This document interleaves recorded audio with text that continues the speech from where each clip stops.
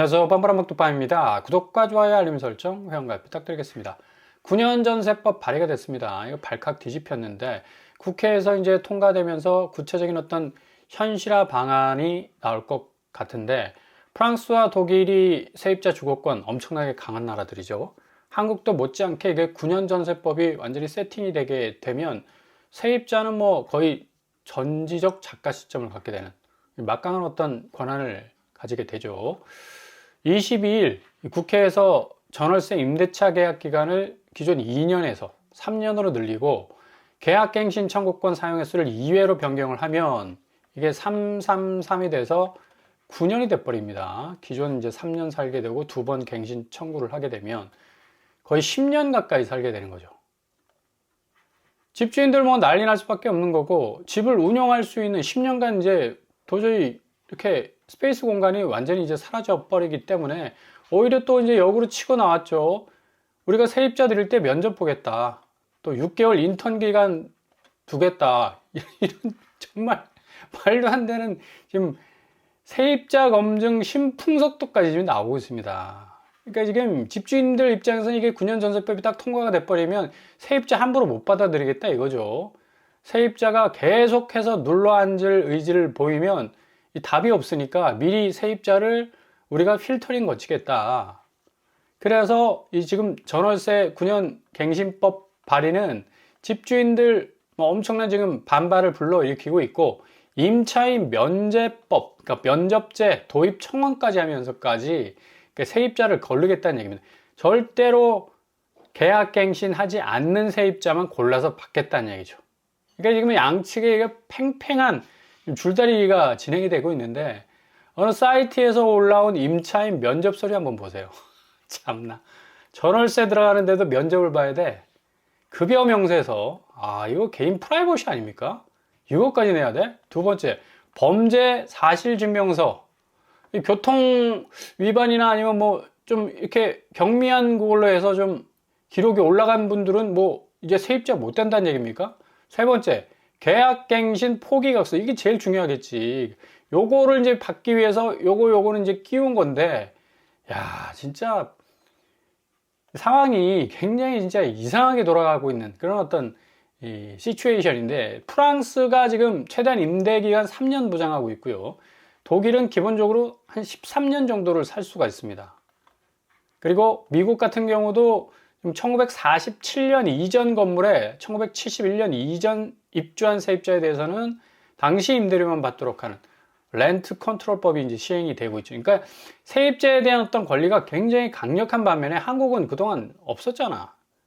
그러니까 2년 살면 집주인 눈치 보고 전세 조금 올려야 되니까 그 적정 시점에서 또 쇼부 쳐줘야 되고, 여러모로 좀 의리될 수밖에 없는 세입자의 권리였는데 9년 돼버리면 이제 막강해지죠. 근데 이게 이제 오히려 집주인들이 면접을 보겠다고 나오니까 이거 진짜 말도 안 되는 지금 이 풍속도가 지금 벌어지고 있습니다. 이렇게 되면 전세로 9년을 묶이게 된다. 전세는 뭐 거의 없어진다고 이제 생각이 되는 거죠. 그리고 매매 가격도 밀어 올릴 가능성이 높습니다. 왜냐하면 전세 물건 자체가 확 줄기 때문에 전세값 뛸 수밖에 없죠. 그러니까 10년 동안 묵혀놔야 되니까 요거 이제 10년 뒤에 다시 세입자 받으려면 전세를 거의 한 3배 곱으로 해가지고 올릴 가능성도 높고, 그 올라간 전세값은 결국 매매가를 들어올릴 가능성도 높다는 얘기죠. 그러니까 오늘 24일 날 발의된 요 9년 전세법은 치명적인 어떤 부분이 있어요. 물론 이 세입자 부분의 권리를 보호해주는 측면도 있지만 오히려 세입자가 핸디캡을 안을 가능성도 있다는 좀 양날의 칼이 있습니다.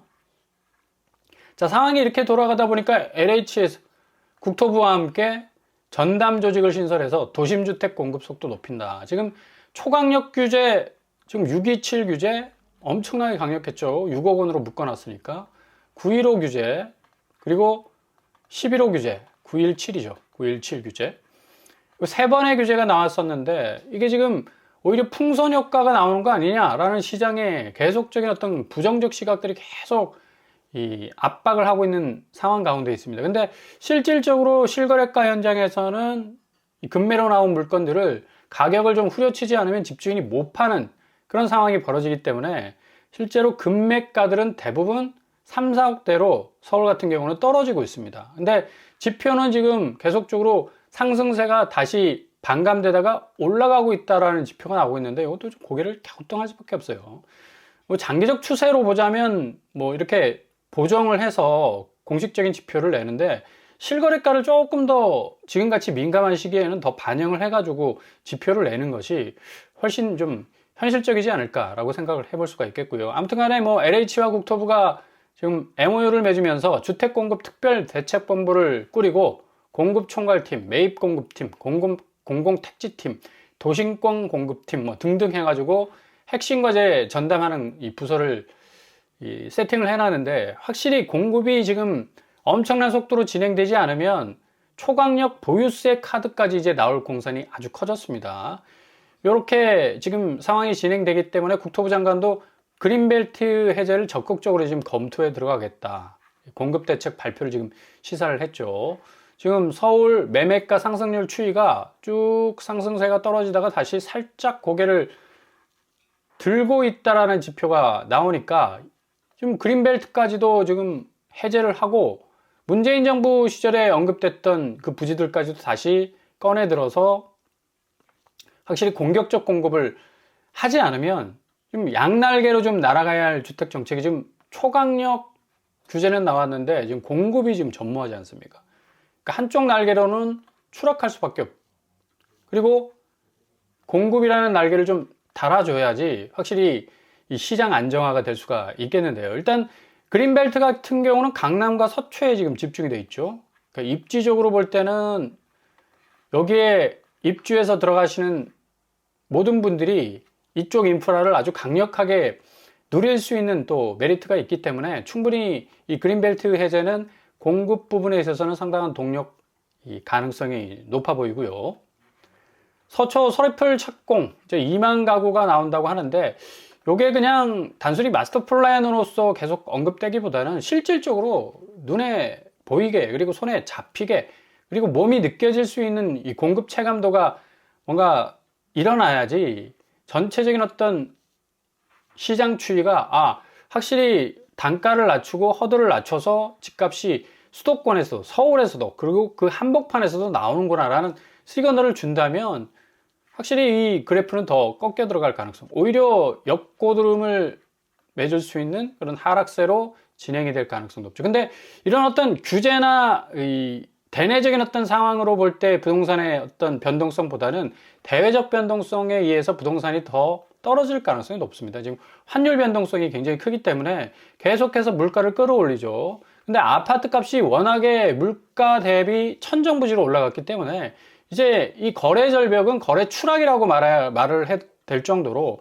그만큼 손절을 칠 수밖에 없는 양상으로 지금 전개가 되고 있습니다. 지금 월세 가격 추이가 뭐 계속해서 올라간다고 하지만 실질적으로 이제 뭐 정주 여건 좋고 뭔가 학군이 좀 잘 촘촘하게 모여있는 강남이나 송파 그리고 뭐 서초 등지에서의 어떤 월세값이 천정부지로 올라가지 기존 비강남권 같은 경우는 그닥 그렇게 큰 변동성은 없습니다. 대체로 이제 전세 쪽에서 이제 월세 수요 쪽으로 이제 방향 전환을 해서 들어오는 분들도 계시고 또 젊은 층 같은 경우는 이제 오피스텔 쪽으로 이제 빠지는 경향이 크기 때문에 월세가 그렇게 천정부지로 올라가는 추이는 아니다. 이게 이제 어찌 보면 월세 가격 오른다 해가지고 빨리 집 사라 라는 쪽으로 이제 채널을 싹 돌리려고 그런 식으로 이제 집값 띄우기 식의 어떤 워딩들을 던지고 있는데 요 부분들은 좀 디테일하게 좀 잘 들여다 보셔야 되겠고요. 지금 이 1470원에 이르고 있는 환율 이 변동성이 가장 큰 이 부동산 시장 자체의 지형 변화를 일으킬 수 있는 가장 큰 임팩트가 될 수가 있죠. 지금 고환율 때문에 공급 물가가 18개월 내에 최고를 지금 찍고 있습니다. 생산자 물가가 2달째 지금 오름세를 지금 환율이 오르면 그러니까 달러 가치가 올라버리면 생산자 물가는 오를 수밖에 없죠. 우리나라는 일단 원료를 가공을 해서 다시 수출을 해야 되는 나라니까 원자재 가격이 다 올라버리니까 생산자 물가는 오를 수밖에 없다. 10월 생산자 물가 지수 보세요. 1.5% 상승했습니다. 쭉 올랐다가 내려갔다가 다시 들썩거리는 그런 어떤 양상으로 가고 있어요. 이렇게 되는 그 기저의 이유 중 하나, 달러 인덱스가 한 90선 정도로 계속 유지하고 있었는데 이제 100선으로 성큼 올라서고 있습니다. 트럼프 행정부에서도 달러 가치를 조금 숨을 죽여서 전체적인 미국 수출의 어떤 판로를 넓히려고 계획을 했었는데, 워낙에 기축통화 부분에 있어서 미국도 부채 때문에 4경 8천조 아닙니까? 4경을 헤매는 그런 어떤 숫자의 단위인데, 4경 8천조의 부채를 계속적으로 갚기 위해서는 미국 메이드 인 USA의 부채를, 국채를 찍어내야 됩니다. 이 국채를 계속적으로 찍어내야지만이 달러를 좀 빨리빨리 조달을 할 수가 있고, 또 급전이 필요한 어떤 달러 시장에서 계속적으로 이렇게 이 달러 인덱스 자체를 지금 밀어 올리는 그런 어떤 관계로 환율은 아마 계속적으로 오를 가능성 높아요. 이런 상황에서 지금 코스피가 오늘 선전은 하고 있습니다. 1.25%. 지난 금요일 날 나스닥이 살짝 올랐었죠. 기준금리 인하할 수 있다더라, 카더라라는 통신도 나왔었고, 실제로 뉴욕 연방은행 총재가 기준금리 인하할 수도 있다라는 가능성을 내비쳤기 때문에 나스닥이 살짝 오른 관계로 코스피가 다시 오르고 있습니다. 근데 지금 달러 인덱스 올라서 환율 변동성이 이 전체적인 어떤 물가를 들어 올리는 그런 어떤 상황에서는 코스피가 더 치고 올라갈 수 있는 이 공간이 점점 좁아질 수밖에 없어요. 그러니까 일단 환율 문제가 해결돼야지 이 금융시장 자체도 더 그냥 5,000피, 6,000피 찍고 갈 수가 있는 건데, 근데 뭐 개인들이 얼마나 영악하게 잘 움직여 가는지 외국인들하고 기관이 지금 받아주고 있죠. 개인 다 팔고 있습니다. 그러니까 금요일 날 뚝 떨어지니까 요거 다 주워다가 종가에 줍죠. 마지막 가격에 딱 주워다가 월요일 딱 기다리기만 뭐 오매불망 그런 식으로 쳐다보고 있다가 오르고 있지 않습니까? 그러면 딱 팔아버리는 거야. 그러니까 단타 친다고 그러죠. 이런 식으로 빠져나가니까 요거 버리는 건 또 외국인하고 기관이 다 받아주네. 이거 주식 고수들만 하는 그런 일인데, 전체적인 어떤 개인 움직임이 이렇습니다. 그러니까 지금 삼성전자 지금 뭐 4% 올랐고요. 하이닉스 3% 올랐어요. 그러니까 여기 떨어지는 저점만 딱 기다렸다가 주었다가 올라가는 시점에 이제 파는 거예요. 아파트도 똑같습니다. 그러니까 절대적으로 고점에서 잡아버리면 설거지 당하기 100%입니다. 100%야. 그러니까 항상 저점에 잡으시라. 그러니까 너무 서두를 거 없다니까. 뭐 월세 올라가네, 전세 시장, 그거 다 하는 소리고요. 원래 10년 전부터 나왔던 소리들입니다. 그러니까 일단은 안정적 임대 환경 딱 구축해 놓고 아파트 가격 떨어지게 돼 있습니다. 이건 전방위적으로 돈이 흐르지 않는 시장이기 때문에 결국에 가서는 저점으로 내려올 수밖에 없는데, 그 저점에서 주우시라. 급하게 그냥 뭐 대출 막 지금 7%, 8%까지 올라가고 있지 않습니까? 주담대금리가. 배보다 배꼽이 더 큽니다. 이 상황에서 대출 받아버리면. 확실한 저점을 좀 포인트를 찝어가지고 여기 딱 주워버리면 이것도 올라가면 또 감사한 거고, 그죠? 아니 뭐 그대로면 뭐 내가 살 거니까. 그래서 저점에 죽은 게 어딘데. 라는 그런 만족감으로 살 수 있는 거죠. 근데 괜히 고점에 그냥 물려가지고 이거 그냥 팔지도 못하고 살 사람 없잖아. 그리고 이거 원금이자 매달 돌아오는데 7, 8% 주담대 이자 어떻게 낼 거예요, 이거. 완전히 맷돌 가는 인생 되는 거죠. 지금 나스닥 100 선물이 0.65% 11월 23일 날 마감이 됐기 때문에 오늘 나스닥이 조금 더 힘을 내주면 코스피는 내일 더 오를 가능성이 높죠. 그죠? 지금 일본 같은 경우는 그 일본 주식 평가를 지금 5만 1000에서 5만 2000까지 올라섰었는데 지금 변동성이 하도 커버리니까 지금 하방 압력을 받고 있고, 또 조금 하향 이 선상으로 좀 밀어야 되는 거 아닌가라는 그런 평가까지도 지금 나오고 있습니다. 지금 니케이가 2.4% 지금 빠지는 그런 어떤 추세를 보이고 있는데, 그럼에도 불구하고 오늘 코스피는 상당히 지금 선방하고 있다라고 말씀을 드릴 수가 있어요. 이렇게 된다면 앞으로 이제 미국 시장이 어떤 식으로 진행되느냐에 따라서 코스피는 4000피를 회복하고 5000피를 향해서 갈 수 있는 뭔가 디딤돌을 확실하게 밑에 깔아 놓을 수 있는 그런 어떤 이 방향 전환이 나올 수가 있겠고요. 제일 중요한 건 이제 기준금리죠. 12월 10일 날 발표를 합니다. 이제 얼마 안 남았죠. 100% 기준금리 인하할 것이다 하다가 30%로 뚝 떨어졌다가 다시 70%로 올라섰어요. 뉴욕 연은 총재가 추가 인하 충분히 그 여지가 있다. 근데 보스턴 연은 총재는 완화 시점 아니야. 서로 그냥 뭐 물고 뜯고 난립니다. 결국 제롬 파월의 이 페드 합의라는 이 단어가 완전히 깨질 정도로 지금 뭐 오버 됐다고 얘기를 하고 있지 않습니까? 그만큼 지금 이 위원들 간의 어떤 팽팽한 어떤 줄다리기도 계속되고 있고, 근데 제가 생각하기에는 12월 10일 기준금리 100% 할 것 같습니다. 왜? 지금 국가 부채 때문에 지금 미국이 난리 나게 생겼어요. 이거 주식시장 부양하지 못하고 지금 가상화폐 시장 다시 띄우지 못하면 분명히 미국 경제에 엄청난 위기 옵니다. 이걸 제롬 파월이 다 떠안는다고? 천만에이션. 그래서 지금 패드와치가 거의 70% 가깝게 기준금리 인하 가능성을 내비치고 있죠. 이렇게 되면 산타랠리 분명히 올 수 있을 거고요. 서학개미들도 지금 뭐 한두 주간에 나스닥이 엄청나게 지금 뭐 후려치는 어떤 가격 하락의 그런 어떤 위기를 직면했었는데 다시 올라칠 가능성 높고, 코스피는 아마 4,500선에서 거의 5,000선까지 치고 올라갈 가능성도 높다. 지금 뭐 비트코인 1억 2천 있는데 1억 3천으로 지금 다시 치고 올라가잖아요. 이거 선제 지표입니다. 금값도 지금 살짝 또 오르기 시작하고 있고요. 이렇게 보자면 전체적인 어떤 금융 자산 시장은 연말 들어서 상당한 어떤 전환점, 터닝 포인트, 다시 랠리를 이어갈 수 있는 가능성 높아지고, 반대급부로 지금 부동산 시장은 전방위적으로 지금 법안도 좀 황당한 법안들이 지금 추진이 되고 있고, 뭐 집주인들은 뭐 난리가 났고요.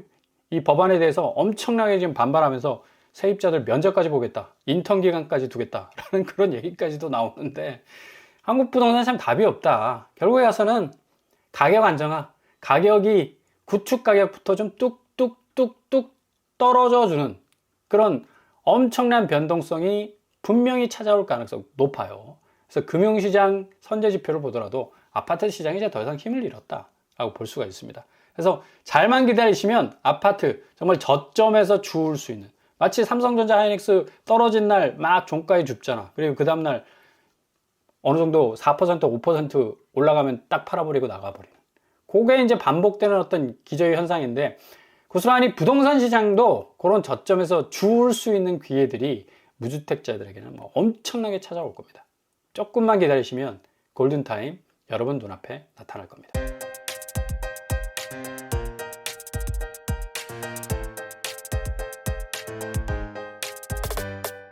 부동산 계획거쳐, 지금 오늘 국회에서 통과된 발의된 이 법안들 상당히 좀 부동산 시장 지형들 좀 바꿀 수 있는, 굉장히 좀 뭔가 세입자의 권리를 보호해주는 측면도 있지만 또 부동산 시장에 상당한 어떤 저항을 불러올 수 있는 그런 어떤 요소도 있고요. 좀 잘 지켜볼 필요가 있다고 봅니다. 아무튼 간에 11월, 12월 상간에는 부동산 시장에 상당한 어떤 가격 조정기가 올 가능성 높고, 이 금융시장의 대변동성, 그 반대급부로 아파트 시장은 상당히 구축시장부터 가격 조정에 대거 들어갈 가능성이 어느 때보다도 높다고 할 수 있는 그런 시점이라고 볼 수가 있겠습니다. 오늘도 응원합니다. 항상 여러분의 길이 꽃길만 되실 수 있길 바랍니다. 이상으로 뻔뻔한 복독반을 마치겠습니다. 구독과 좋아요 부탁드립니다. 감사합니다.